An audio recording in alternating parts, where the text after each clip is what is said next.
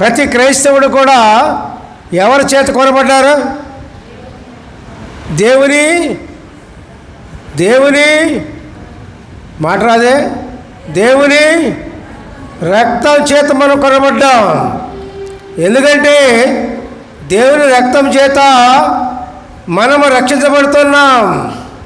దేవుని రక్తం చేత మన జీవితం బాగుపడుతూ ఉంది.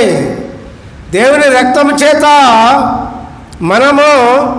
మనకు మంచి జీవితాలను ప్రసాదిస్తూ ఉన్నాడు దేవుడు.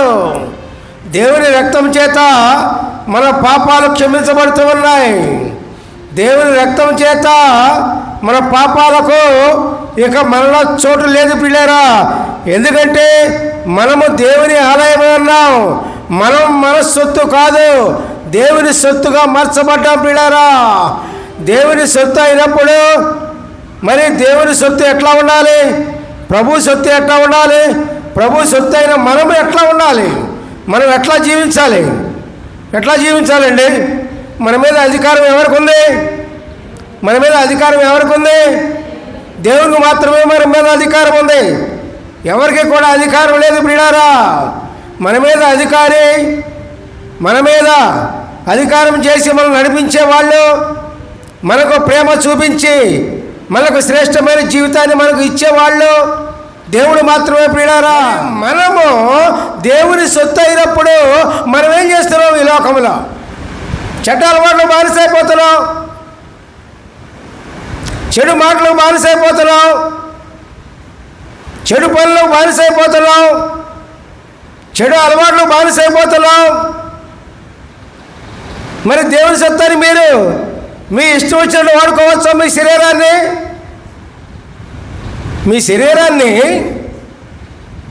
శరీరం దేవుని సొత్తు అయినప్పుడు మీ ఇష్టం వచ్చినట్టు వాడుకోవచ్చా?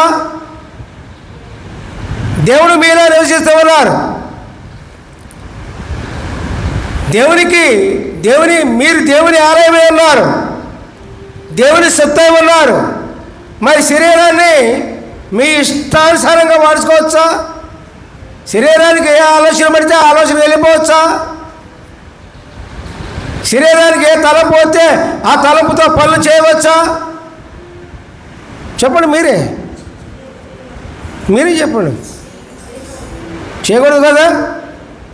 మరి ఒకవేళ చేస్తూ ఉంటే శరీరాన్ని దేవునికి ఇష్టం లేని పనులకు వాడకండి.